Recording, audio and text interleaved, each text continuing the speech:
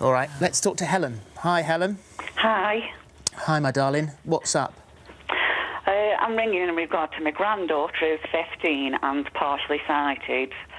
And she's subject to constant bullying. She's recently started using a white cane, and people have been jumping in front of her, pushing her over, throwing things at her and saying pick them up. What is wrong with people? To the point that she won't use the white stick now, and I'm just so angry that people can be so cruel. Oh, it's just awful. I can't bear this. So this is happening while she's at school? Yes. And have you the teachers are aware of this? Very aware. The teachers are very aware and are trying to put strategies in to help, but it doesn't seem to be helping. Some teachers are better than others. Some are really inspirational, but this is happening in the playground when the teachers aren't around. So this is, we've heard this an awful lot, where some schools are doing absolutely nothing, some schools are brilliant, but, bullies are clever. If they're not cyberbullying and it's faceless, they're doing it when no one can see. It's so sad, particularly when you've got somebody who's suffering with a disability. Yeah. What you need to do is sit down with your granddaughter, with her mum or dad as well, and do all of this in partnership with her. She needs to feel empowered, particularly...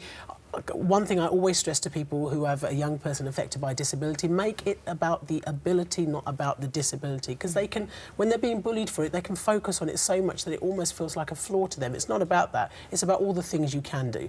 OK, so you need to go to the Anti-Bullying Alliance's website, because on there's some great information around disability-related bullying and discrimination, which will be really helpful, and we can't fit all on screen today. Now, there is a legal obligation for schools to prevent discrimination-related bullying and to proactively promote disability equality. There's lots of acts out there. There's the Special Needs and Disabilities Act, and there's the Disability Discrimination Act as well. They put a legal responsibility on schools to do something about it, so they can't fob you off. You've got to make an appointment with the school and probably have several appointments, and I think you've already started that process already. Deirdre was saying the other day that if you don't get any luck with head teacher or teachers lower down, go to the governors. That's it. I was going to say, it sounds like some teachers are very, very proactive, others maybe less so. Go to the Board of Governors, and if you're not getting anywhere there, go to your local education authority as well. This is stuff that people take really, really seriously.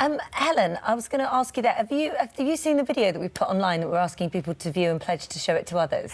Yes, I have. Have you? Have you taken that to your school? And I know it's not about disability, but it's still that thing about being kind and thinking of others. Maybe if they're not finding a way to get through, or they're all not on the same page, some teachers are better than others, maybe you could strongly suggest that they watch that. And I mean, they're 15, they are perfect age. Yes, 15, 16-year-olds, Exactly. Yeah, doing the GCSEs, So maybe you could write a letter or take it in and just say, look, can you show this, what we're doing now, and just ask them to see if they would do that. It'd be a good conversation. Do you think you have a contact in there who might be open to showing the video that we're showing on our site? Yes, we do, yes.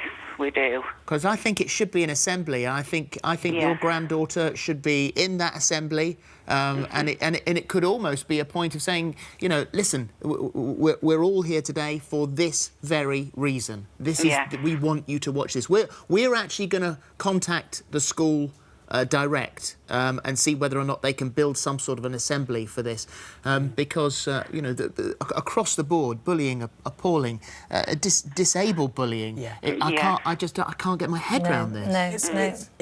Bullying can be for all sorts of reasons. Last week when we took the calls, I was shocked at how much LGBT-related calls we were getting. Young people being bullied and harassed and suffering the consequences just because of who they are. What I don't get, though, is that you look online and you've got kids saying, respect, respect. They're much more huggy than they ever used to be. That you would have thought that if ever there was going to be a generation that's going to understand that and be much more tolerant, it's this generation. Yeah. But that's the thing, that there are a significant proportion of that generation that are more tolerant, that are more understanding, that are more open, but you will always have bullies around. And we must never forget, I know it's really important to concentrate on the person who's being bullied and offer them support. Often, the bully also has significant needs, and we must never forget that they may need real help. And therefore, tackling bullying is a double-pronged approach. It's not just about the person who's sadly being victimised, it's also about the other person as well.